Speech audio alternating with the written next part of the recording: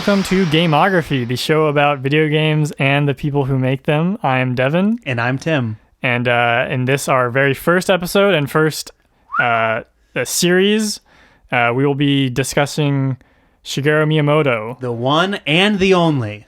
You know him. You love him. You can't get enough. You've seen him hold up a DS on stage. You've seen him hold up a Wiimote on stage. Holding up probably other things, probably a Wii U thing. The list of things that he has held up on stages is as huge as the list of amazing games that he has made. We could make a whole podcast just on the things he's held up on stage. And we will. Yeah. Whenever we finish this one. Coming to a later episode. We will be going through game by game through all of the games that Miyamoto heavily worked on, since he worked on too many games at this point to really fully cover as an executive producer and stuff. We won't be covering those games, but just all the ones where you can really feel his mark and that he was directly involved. Those are the games that we'll be going through.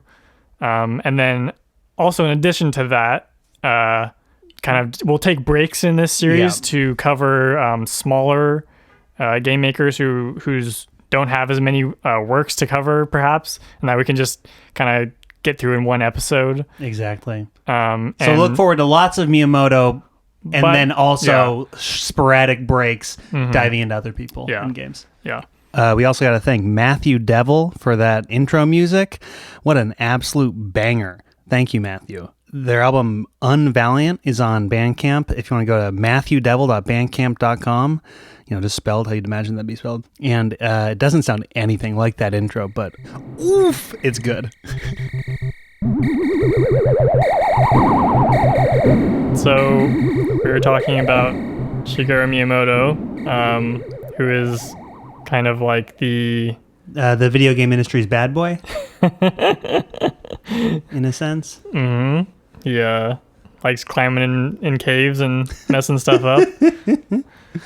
But he is I don't know, the grandfather of video games. I think I saw that on Wikipedia or something. That turn of phrase. Oh, really? Particular, which it's right. He's I'd say he's arguably the first video game designer.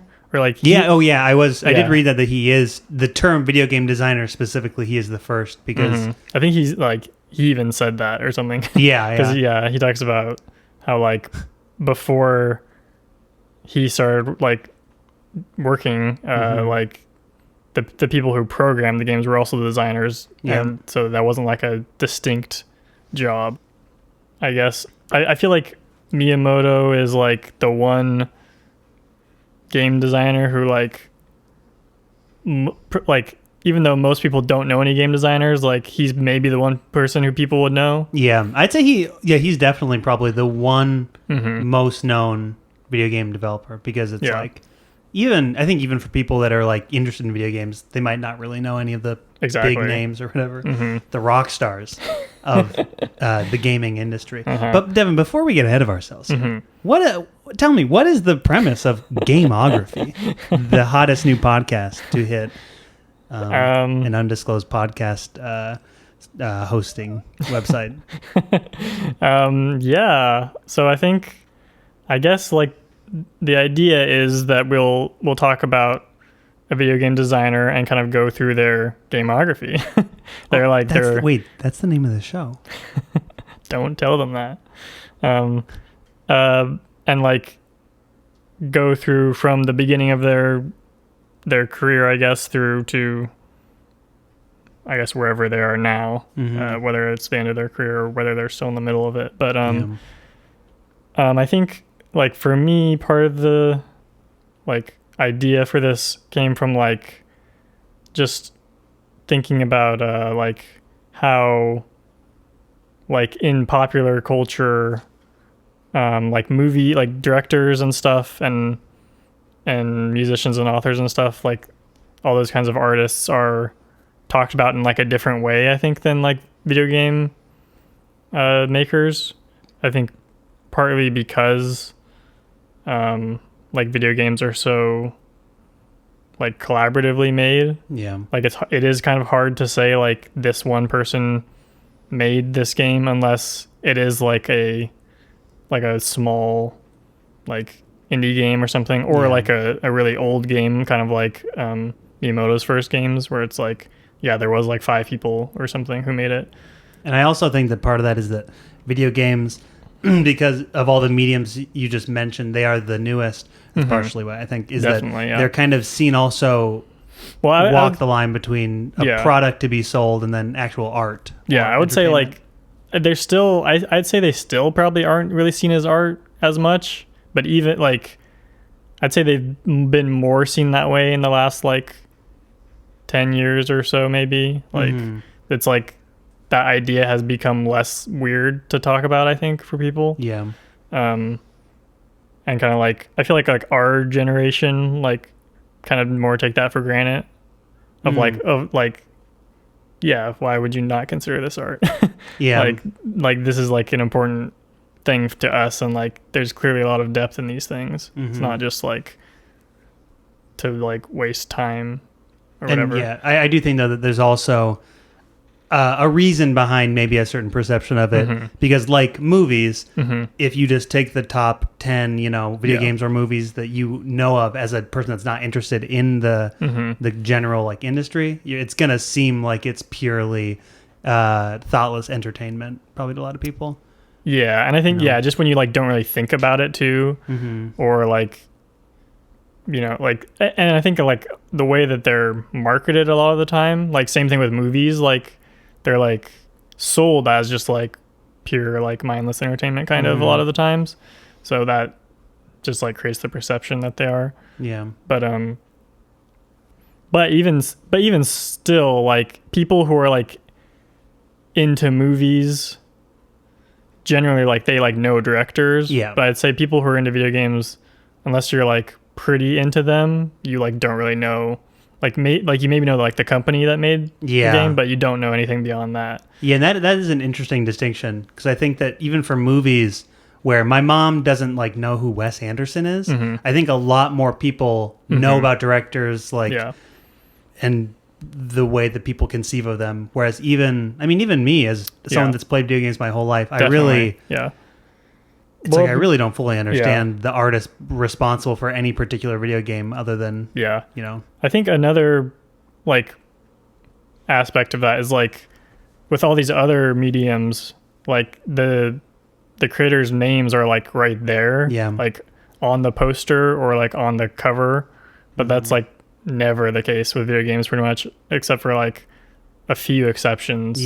Like very few exceptions. And also I think that it's probably because of the the film industry at a certain point underwent the kind of like bureaucratization. Yeah, that. And we now have the different guilds and unions of people in the film industry where every film has a director or a notable pair of directors, and I don't think the video games are that way. Where even a lot of games where the person who made them, it isn't necessarily the director or the designer, because that can mean a lot of different things. And there isn't like a standardization or like an understanding of what people do on video games, I think, a lot of the time. Like what does an artist versus like a designer even do? And I would reckon that even varies between company to company. With like a lot of the video game industry kind of coming out of Japan to a certain extent, like obviously it was big in the United States at the same time in like the 70s and 80s, but like a lot of like the biggest games were coming out of Japan at the time, like with Nintendo stuff and like Space Invaders and stuff like that, and then going on to what was it, Capcom and Sega. It's like you have Atari and Namco. It's like like America is only, I feel like, really like to me it still is a largely Japanese run industry. Really, that's at least how I conceive of it, even though that's definitely less I feel the like case. I feel like these days it's more like American based. Like there's so many like big American studios. That is true. And like because like Japan, like Nintendo's like the only like huge one left. I mean, like, Sony.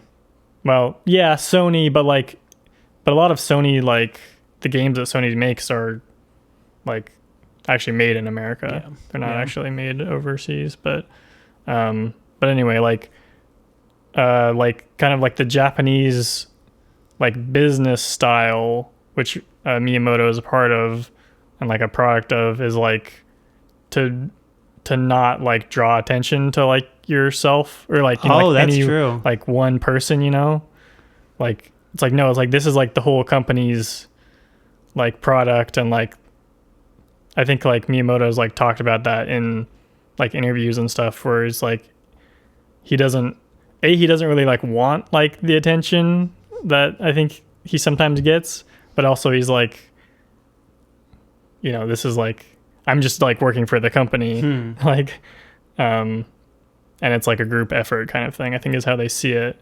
And clearly that's like how a lot of the games turn out. I feel like for me, like looking at his like list of games, which maybe we should like, if people don't know who he is for some reason. Oh my gosh, let's just start off with Miyamoto. Miyamoto is, when was he born? Do you have that on hand? He was born in 1952 outside of Kyoto, Japan. Yeah, in a small town, right? Like a small town. Couple hours out of Kyoto, which is already like not, you know, Tokyo. But it's one of the big cities of Japan. Yeah. And Kyoto is where the headquarters of Nintendo is, of course. I find it very touching that's still where they're like run out of. And I was thinking about the fact that like, so he was born outside of Kyoto, like he's like lived there his whole life then essentially, like, I mean, I don't know if he was ever like, I know obviously he's like traveled around a lot, but like he's clearly just lived there his whole life. Which is kind of great. But so like his big creations are obviously Mario and Zelda and Donkey Kong. He's essentially like had the biggest hand, or one of the biggest hands in like all the big Nintendo franchises that you probably know. You can't really think of anything that he didn't have a hand in. Like I didn't know that he like had, it's unclear like what his influence was, but he had like some influence on like the first Pokemon games and stuff like that, where it's like I didn't know those really like he was related to that at all. But I was saying like it's kind of hard to even come up with a list of like what games we should cover of his, because like sometimes it's like, you know, he's just like kind of overseeing it versus when he's like more in control. I mean, if you go down his gamography, if you look up Shigeru Miyamoto gamography, the Wikipedia did steal the name of our podcast from us. You see, you have basically every Nintendo game from like 79 up and probably until like the 90s is when there's probably less of them. And you see he's always either producer, director, or designer. Because like, and we'll get to this in more detail in probably a later episode, but like at a certain point he like basically stopped being like just like a game designer and started being like management in a way, or like just kind of like supervising all the different projects going on. Kind of like probably like around like the N64 era, like Mario 64 is kind of like his last one that he was just like totally in control of. That actually is the last one I think in the whole list that he directed. Wait, there's one more. What is it? It's the Star Fox Zero that he like. It says he's supervising director. Okay. This list is also like kind of, I don't completely trust it. But we can talk about that later.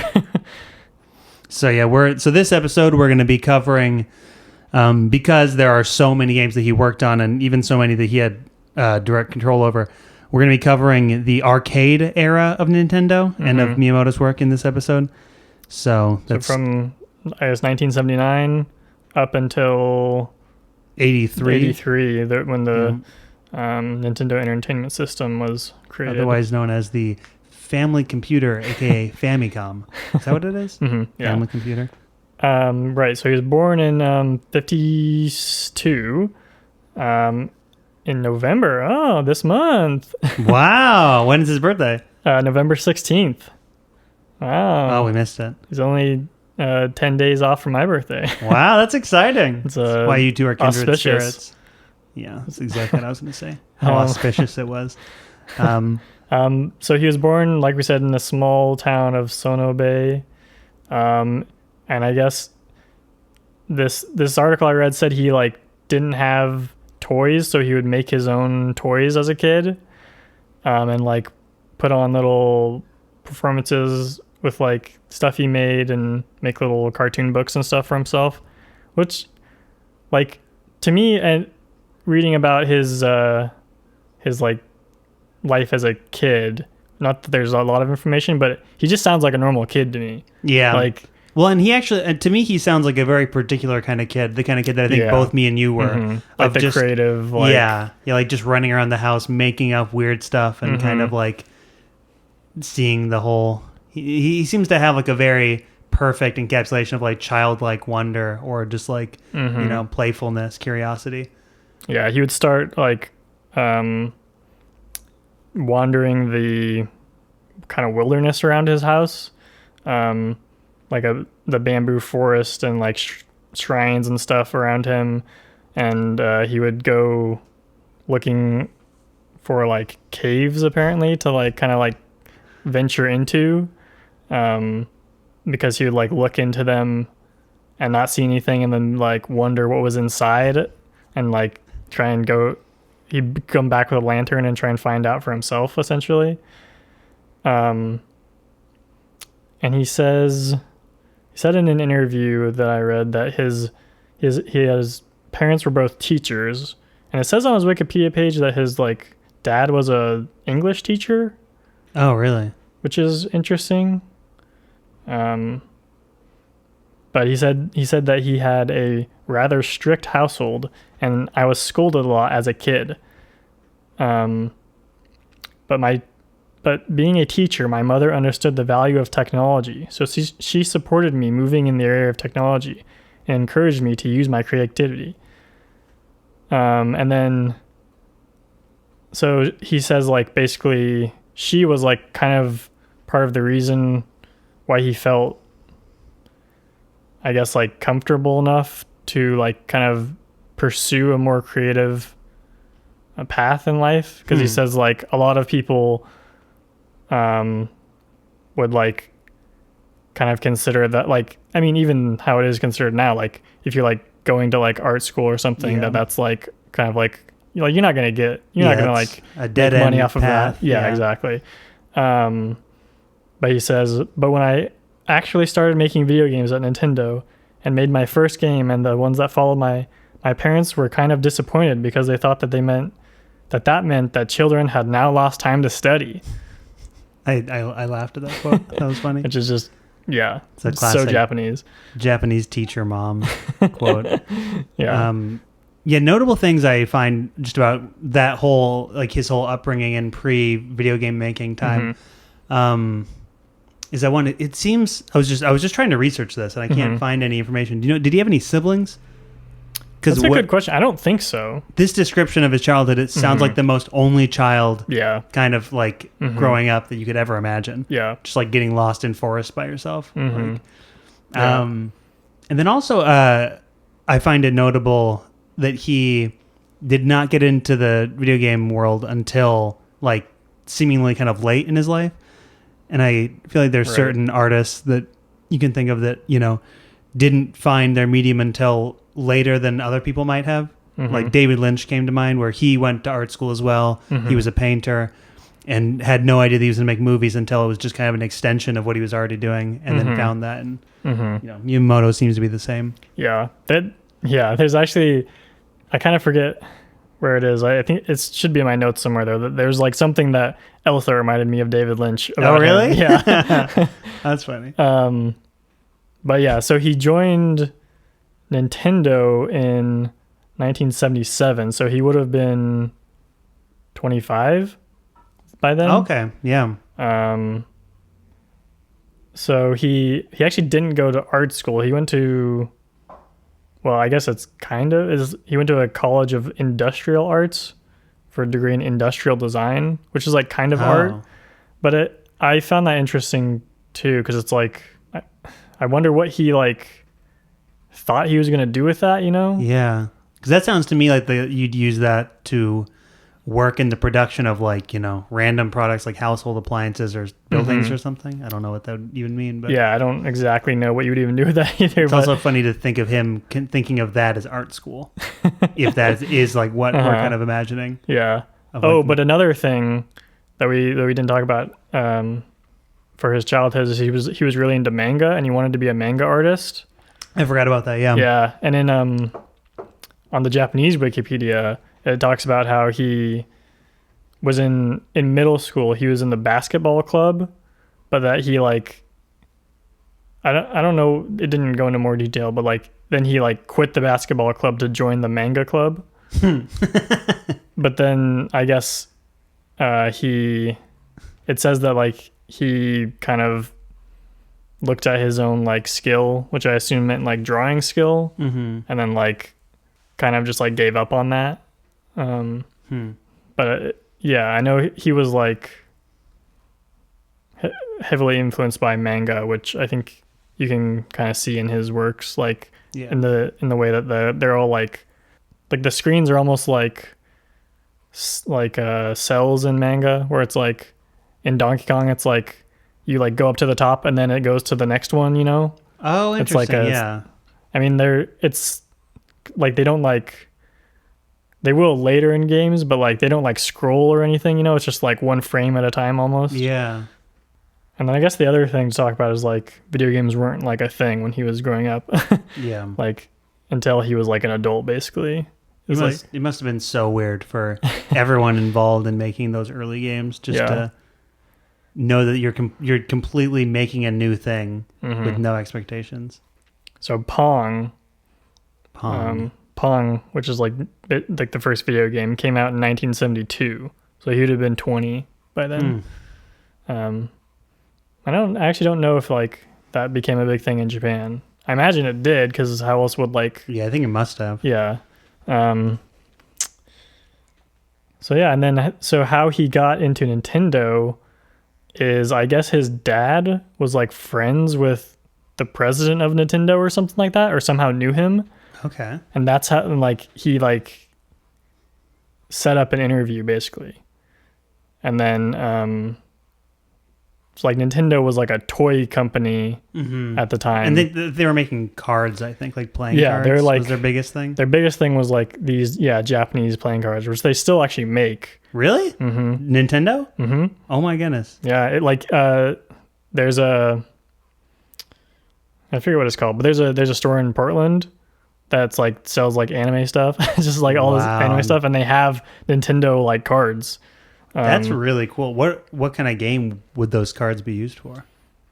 I believe it's this game where it's basically like a memory game where there's like there's like two sets of each card. Yeah. And like I think it's the kind of thing where like you flip it over and then there's like it's like a little different than like the version that we're used to. Yeah. But I can't remember how.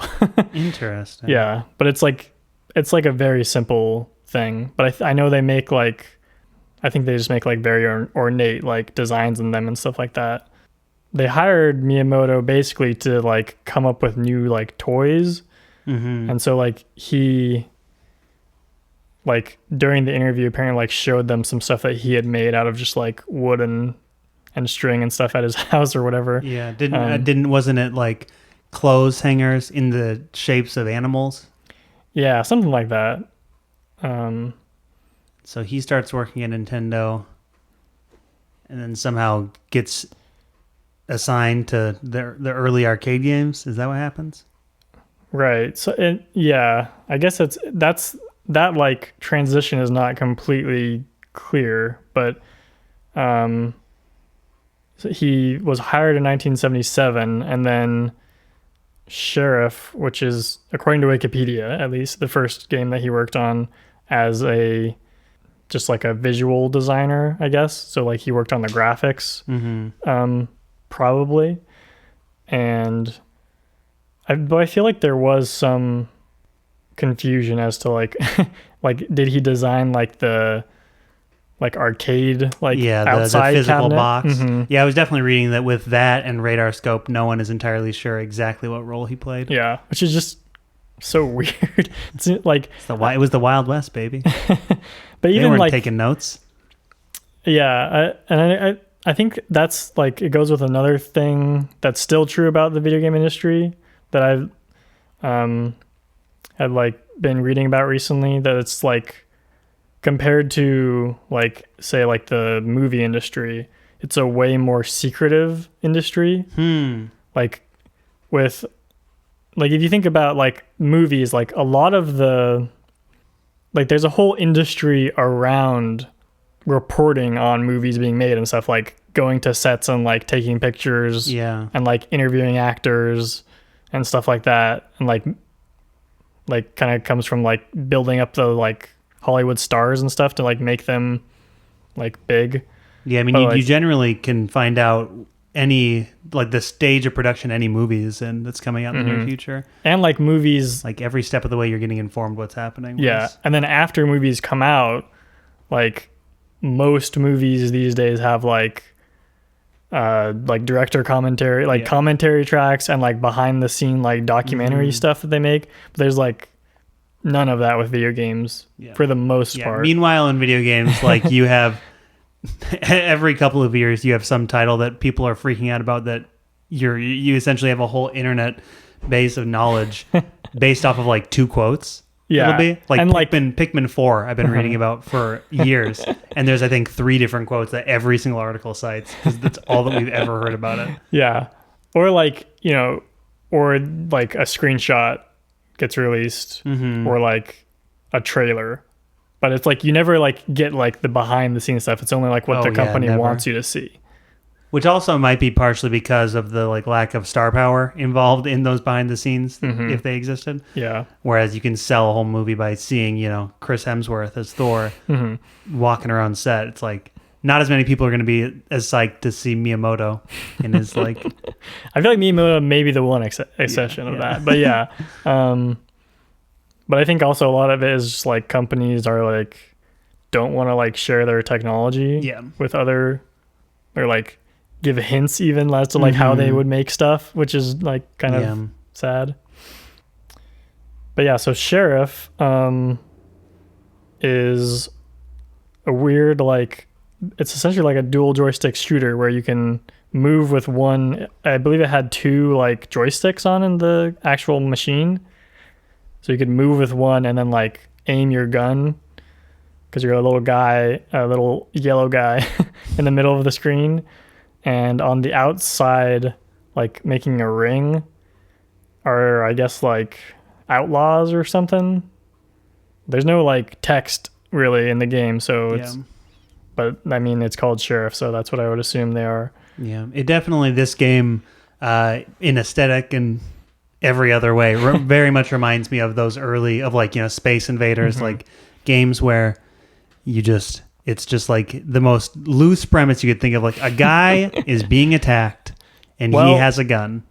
So it's actually he's trying to save a woman from like some bad guy, some other like bandit or something, because once you like, so there's like, I don't know, 20 guys, and after you shoot all of them and kill them all, then it like goes to another screen and it's like, I think they're in pink or something, but it's like the outline of like a girl and then like a guy like grabbing her with a gun, and she says help.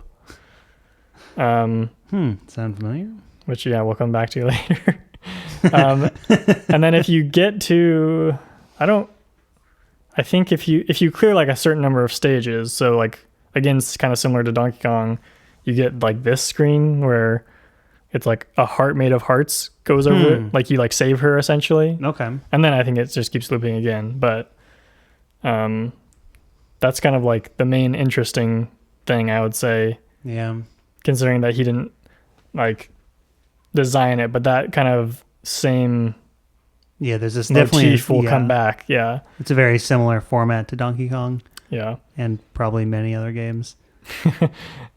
Well, I wonder, like, I wonder if that was. I imagine that was still pretty new at the time.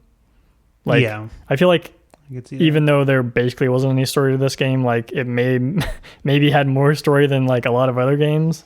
Yeah, because I mean, when you, if we're thinking about some of the biggest hits of that time, definitely like Space Invaders, Pac-Man, Asteroid, and that's all before Nintendo. Like all three of those games. I think Pac-Man is actually after. Are you sure? I have no idea really, but yeah, with Pac-Man is the year after Sheriff. Oh, okay. Actually, yeah.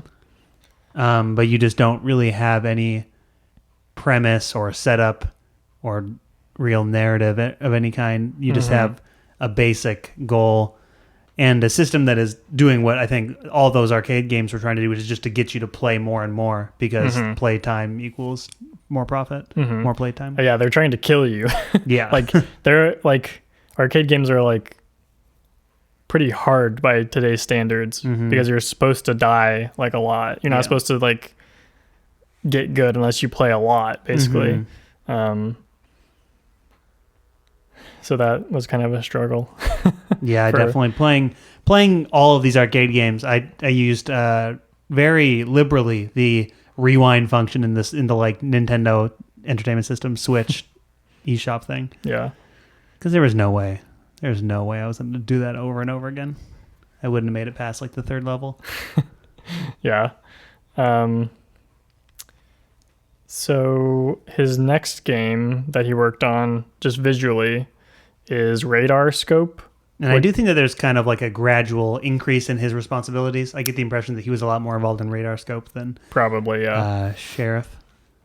And this game, like, so it's basically like Space Invaders. Yeah, it's definitely their response to that, like in the market. So like Space Invaders was like huge in Japan apparently. So like lots of other companies were like making their version of that essentially, and their innovation is like visual, so it is possible that he had more to do with that. Because essentially it's like take Space Invaders but like tilt it and like put it on like a plane, so there's like they're not just like 2D I guess like sprites. They're like, it looks like they're getting bigger as they're getting closer to you. They'll like fly up to you and shoot and stuff, and then you can see like way into the distance like small ships coming essentially.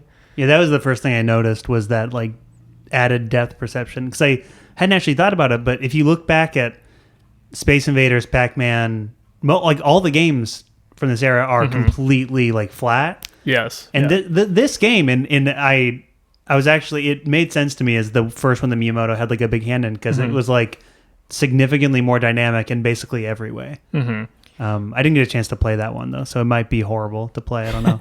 But I mean, it feels fine. It's just like very hard. Yeah. I did not get very far playing it. But you have like that star background, like the little like flickering stars is so pretty, and you have the kind of neon grid that is the plane that you're looking out over. The music, and there's like a little bit of music in the background compared to Space Invaders, which I think just had a kind of Jaws theme type thing.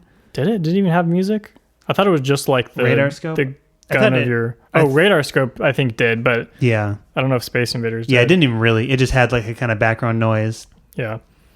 And then, you know, Radar Scope's music I think was as musical as like Donkey Kong, so it wasn't much, but just it felt like a step up. I mean, yeah, just like sound in general in all these old games is like, honestly, like even worse than the graphics a lot of the times. I did think that the sound was kind of impressive given the limitations. Basically, I had a hard time finding the specifics on this, but each one of the cabinet box things that the arcade games were in had one chip dedicated just to music, an MPU, as well as for all the sound effects, little pieces of hardware like integrated into the actual programming of the game, which sounds like a much more involved and complicated process than anything we'd be doing now. Just run off like the main CPU. I have no idea. I don't know either, but like I guess so. Like the thing with arcade games is that they would like like you said, it would all be like programmed into the actual like physical board. So like you couldn't switch out games necessarily. Like you'd buy that arcade cabinet and it would have like the TV and the sound setup and like the joysticks and stuff all in one single box that like costs thousands of dollars. And you would hopefully make money like eventually from like however much. I don't even know how much it cost back then, like a dime or something maybe. I think it was probably a quarter. Would that be crazy to assume? Maybe. I mean, in the 70s and 80s, I don't think money was that much more valuable than now. It's not like the 20s. One thing that you said that they couldn't change out the games in arcades, but I don't know if you heard of the show High Score on Netflix. It's a documentary series about video games. Yeah. It's pretty good. I watched about half of it. They had a whole episode about it. You'd expect me to have looked this up, but I think there's a chance it was actually... No, it wasn't Radar Scope. But it was another game that was kind of like that, I think. The one where you have things falling from the top and you have to shoot it with a little beam. You know what I'm talking about?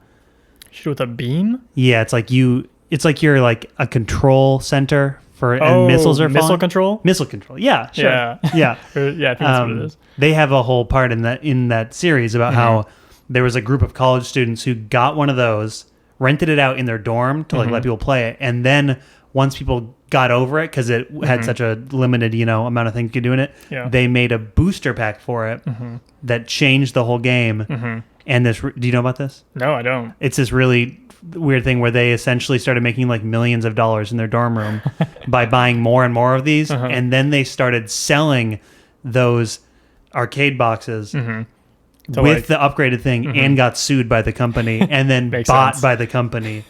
And wow. And something similar actually happened, I think, for Donkey Kong. Yeah, that's what I was going to transition to. Wow, I actually didn't even mean for that to be a segue into this, but this is kind of perfect. Yeah. Right, because even though you couldn't like put in a new game easily, you actually could like basically like I think erase the old game and still use or like kind of overwrite it, like still use the same technical hardware. And then they would just kind of like, take off the art and put on new art and stuff like that. If like once a game had, like you said, kind of like reached the point where people weren't interested anymore. Yeah. Because I mean, having played like some of these games, that I could see that point coming. Yeah. Though, I mean, at the time, I think people were just like, this is all they had. So of course they would play it a bunch, but our bar for stimulation has been raised so incredibly high that this is like air on our faces. Playing these games that were at the time very enthralling. But so what happened is, to go back to Nintendo's history, is that Radar Scope was successful in Japan, but Nintendo's subsidiary in America was Nintendo of America. It was not selling there because, for one thing, Space Invaders was not as like big of a thing as it was in Japan. Oh, really? Apparently, like it was like really big in Japan, but in like the US it didn't, like it was still popular, I think, but it wasn't like huge. And they here I am. They did.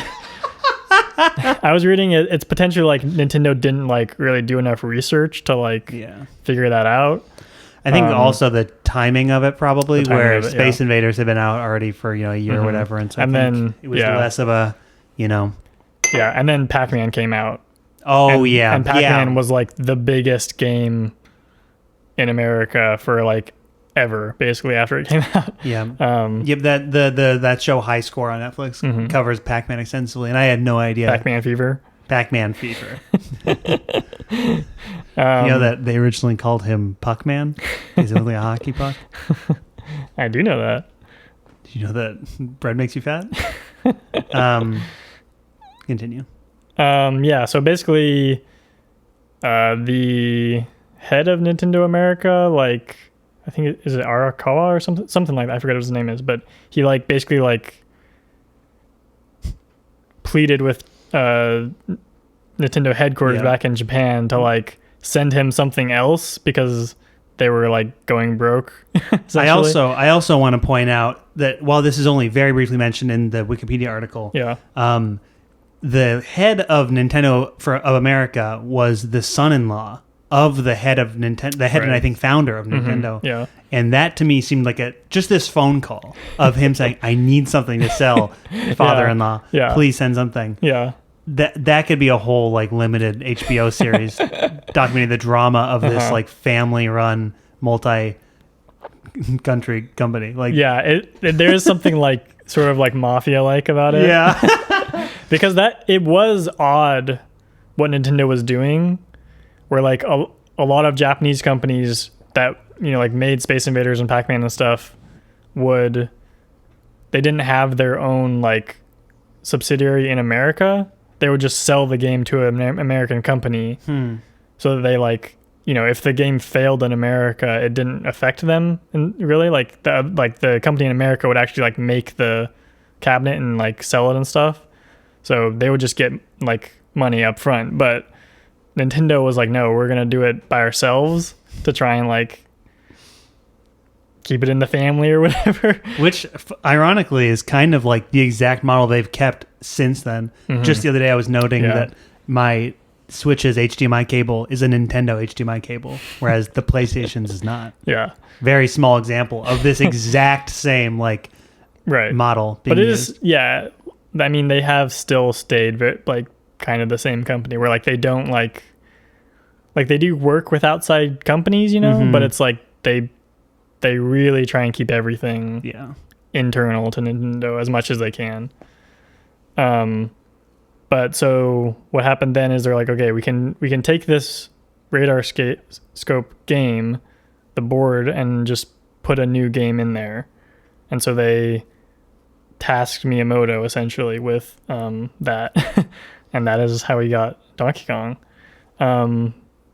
But according to Miyamoto, he wanted to make Popeye. Did you read about this? Kinda. Like that was like his idea, was like you're playing as Popeye and you're trying to save olive oil from Bluto or whatever. Is that whatever the bad guy's name is?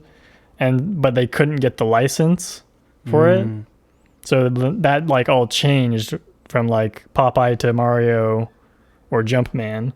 And then like olive oil became Pauline, and then Donkey Kong became the bad guy.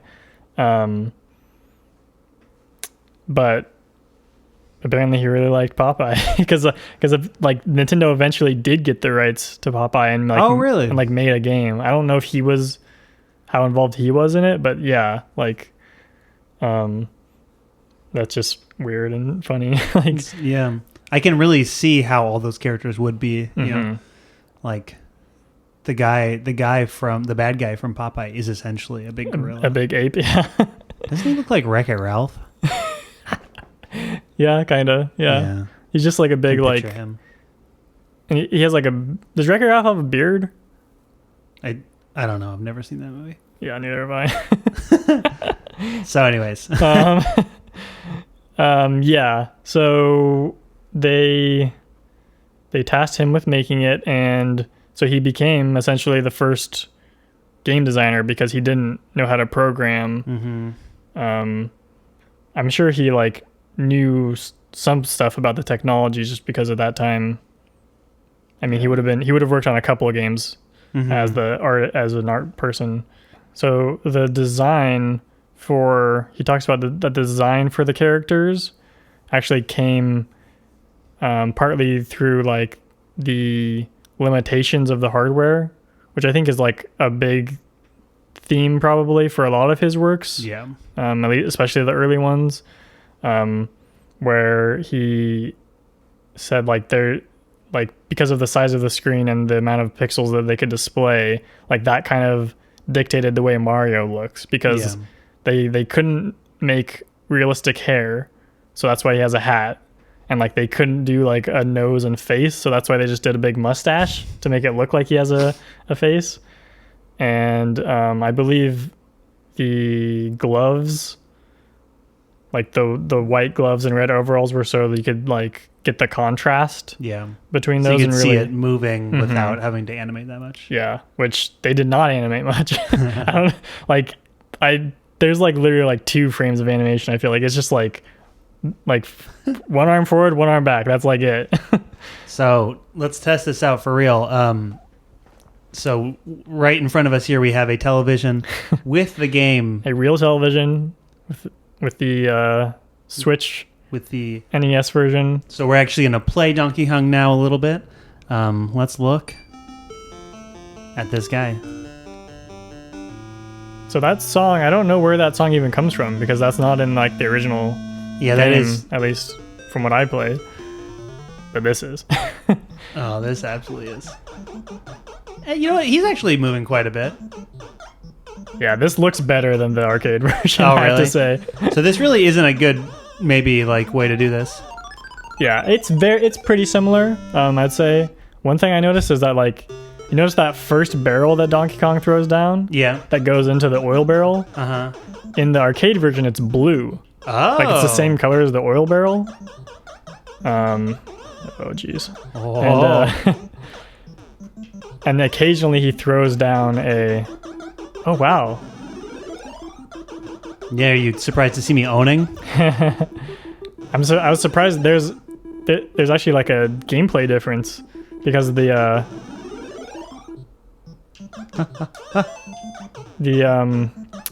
in the arcade version there's a hammer on like the first level you go up to. But there isn't on this one. It was on the second like the second place you go up to. Oh, go up.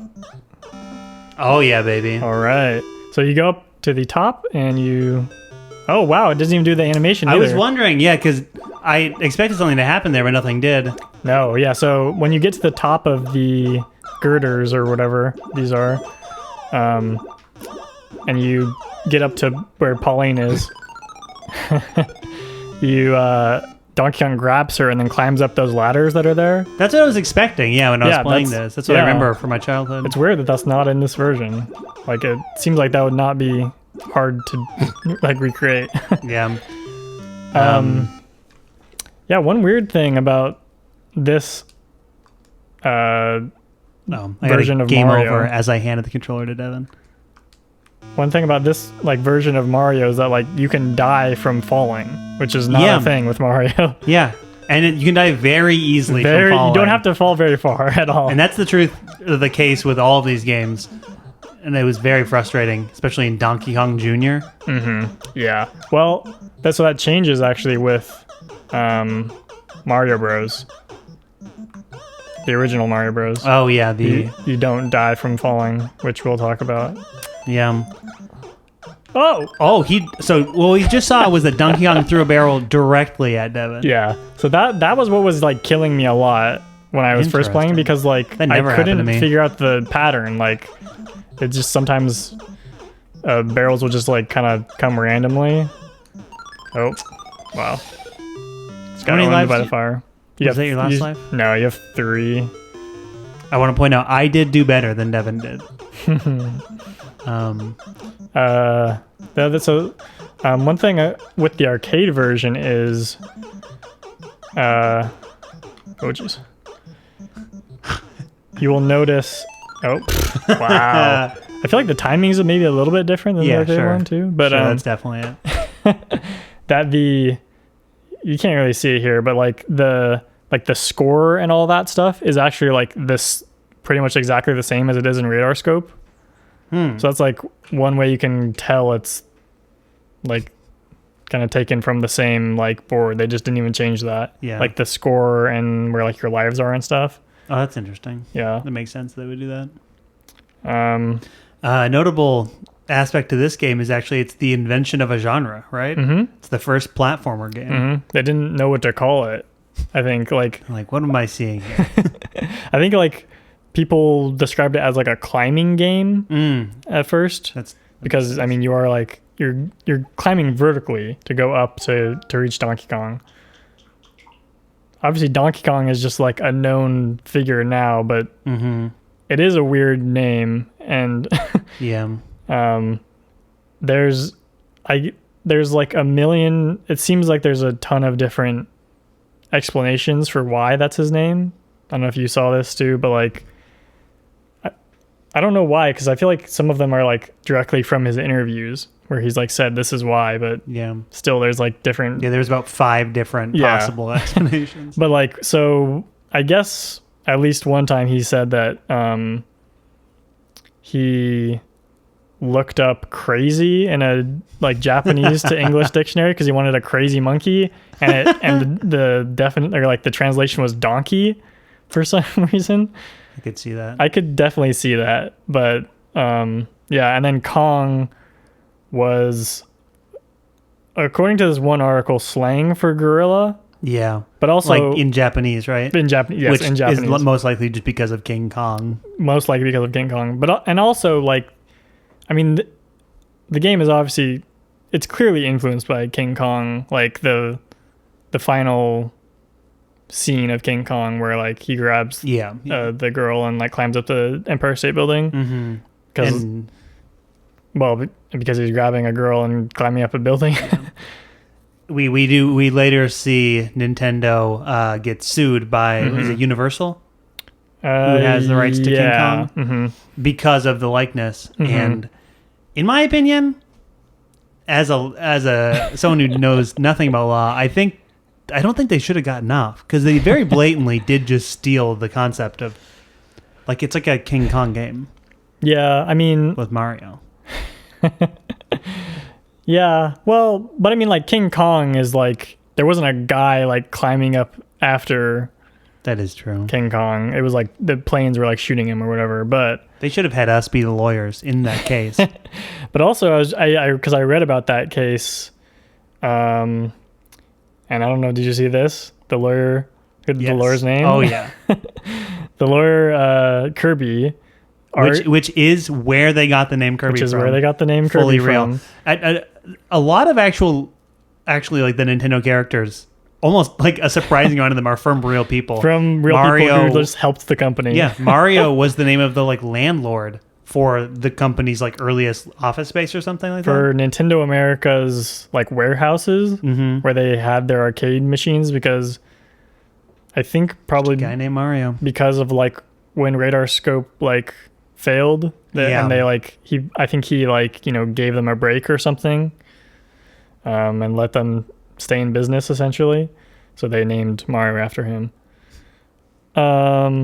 Yes, they got sued, but so what he argued is that apparently Universal had themselves argued in a previous case that King Kong's scenario and characters were in the public domain. So I think that was a big reason why they won. Yeah, that was definitely why. which is hilarious. Insane, yeah. I don't know what the like story behind that is, but and then they were awarded like some money, not a lot, but apparently then they also, I think they tried to sue Universal or something after that, like something crazy to like get more money. Interesting. But they didn't win that one. I see that they actually there was another thing involving an actual King Kong game. Yes, I think that's the reason why they sued Nintendo. Yeah. Because Universal wanted to make an actual King Kong licensed game with Coleco. And they did apparently, but it obviously was not as popular as Donkey Kong. And I actually read that somehow in that lawsuit, not only did Nintendo win the rights to keep on selling Donkey Kong, they got the profits from that King Kong game. Really? Yeah. Wow, I saw that might be wrong. So it was a very quick part of your notes actually. So it was like copied and pasted off of Wikipedia. Yeah, for Wikipedia. Yeah. Okay. I don't know if you saw this in my notes. I think I added this later, but there's a quote. I don't remember what time period this interview is from, but it was like asking him about Donkey Kong, the character, since this is like the first character he made. Oh, yeah. And he says, I'd like to use Donkey Kong for as long as possible and in many other ways. Since he was the character I designed first, I do like him very much. I always thought that if Nintendo ever got into robotics, if the technology allowed us, the first thing I would do is work on a giant Donkey Kong robot. Yeah, that was extremely notable. Yeah. Horrifying thought. Also, very Miyamoto riding around in a giant Donkey Kong, riding around in a program. Because he says, if I ever found myself out of job, I could wear the Donkey Kong suit and ... do some kind of part-time job with it. My God. Thank goodness things never came to that point. But can you imagine just Miyamoto walking around Japan in a robotic in a Donkey giant Kong Donkey Kong suit? Is there anything more Japanese than that? Oh my God. I don't think so. I also find it notable that Miyamoto had been thinking about robotics even this early. Yeah, well, I think this interview was from like maybe early 2000s or something. Oh, really? Yeah. Oh. I think they were asking him about like the Donkey Kong Country games and Donkey Kong 64 and stuff. Oh, yeah. Since those weren't technically made by Nintendo. They were like, what do you think about that's funny. Like your character being used or something like that? And that he was involved in like the creation of those. But it wasn't like a Nintendo internal team that was Rare. Yeah. What about Donkey Kong Country? Did Rare make those too? Mm-hmm. Really? Yeah. I never knew that. Mm-hmm. So the Donkey Kong Country games are actually like the direct predecessor to the Donkey Kong 64 game? Mm-hmm. That's like where all the characters and stuff come from. Yeah. That really does it for me. Just knowing that. Mm-hmm. I can't explain why, but I love that that's true. It's also funny that the Donkey Kong that we all seem to kind of know is based off of a non-Nintendo version of it, even though it's the character that started them. Yeah. So Miyamoto was like involved. Like I think he was. What if he's wearing a red tie? What if somehow that was his note? That was his one note. Yeah. That's how he got the designer credit for that. That's how a lot of these probably went. But Donkey Kong is considered the first game to have like a plot. Did you see that? Because there's like I noticed that. It's like there's he steals the girl and then there's a little thing that says how high can you get, which is great. This little monkey. Yeah. Which is all I could think of was just like that donkey it's just like smoking weed and saying that. I'm surprised that image is not like a meme or something. Yeah, that should be like a t-shirt sold at like what are those called? Like Hot Topic or whatever? Yeah, like mall stores and like bong shops and stuff. Where you see Bob Marley stuff. Yeah. But then like if you get to the fourth level and beat that, like the fourth level is you have to knock out all like the pegs of this like building. I was very confused trying to figure out what to do. I did not I think I died at least once just trying to run up to Donkey Kong. Like you like touched him and then died? Like, I couldn't wrap my head around what I was supposed to do. Yeah. At the beginning. There's no explanation in this game or any of these almost games. any of these games. But what if you beat that level, then Donkey Kong falls and hits his head and maybe dies? But do you then see Peach and Mario together? Pauline and Mario? Yes, I think so. Because that wasn't in the NES version. And when I read your notes saying there was the endings, I was confused because I had done like probably 6 or 7 levels and I hadn't gotten any ending at all. No. Yeah, I believe you do see them together. Monkey. Yeah, like he falls and then I think you do see them together and then it like loops back and everything's faster. Yeah. So one thing I noted is that like Super Mario Brothers, which is like probably his most famous game, like I feel like a lot of things have been said about like when how you get to the end of like a world in that and then Toad comes out and says the princess is in another castle. Yeah. That's like essentially the same thing as when you get to the top and then Donkey Kong grabs her and keeps going up. Yeah. It's just like slightly condensed. Yeah. Because it's just like one level at a time versus like doing multiple levels and then getting to that. Yeah. But thought that was kind of interesting. That is interesting. And just like on the one hand it's like I think just like kind of just like an easy way to just like continue the story without having to like think of anything else to do, to make it a loop. Yeah, just and also probably it's like to make it work on one of these computers that only has like a limited amount of stuff, you couldn't like then radically change up the next level. But I did read he designed the first level, which is that like going up and he's throwing the barrels at you. And then he was like, okay, now we need to make more, like 3 more levels. And the designers were like, what? You wanted us to make the whole game 3 more times? And he had to like convince them, apparently, I think, to like actually do that, because that was like not really a thing. Yeah, you just have the one screen. Just had the one screen, and like the patterns would change and stuff as you like got further, but it wouldn't like completely change, which is like all the 4 levels are like totally different setups. Yeah. It's not just like, you know, like a little harder version of the previous thing. It's like a different actual setup where you have to actually do different things. Which, clearly for the time was revolutionarily like distinct with each level, but now is like you feel like you're doing the exact same thing 3 times in a row. Yeah, though I feel like the last level is the most different. Yeah, for sure. Which I feel like is kind of the same with Junior, Donkey Kong Jr. Yeah. Thank you for listening to Gameography today. This has been part 1 of 2. Sound like a weird like newscaster or something. Like, thank you for joining us today. Thank you for joining us on the report of Miyamoto-san. There'll be heavy Miyamoto coming in the evening tonight, and tomorrow we'll be looking at bright skies. Forecasts include his next arcade releases, including Donkey Kong Jr., Donkey Kong 3, and Mario Bros. Oh yeah! I'm gonna say that in every outro. Every single time we mention Mario. Am I actually? I think I'm doing like the Luigi voice too, right?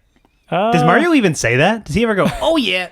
Actually, I think that is Luigi. That is, yeah. But I mean, Mario Bros. Is the first time Luigi appears, so makes sense.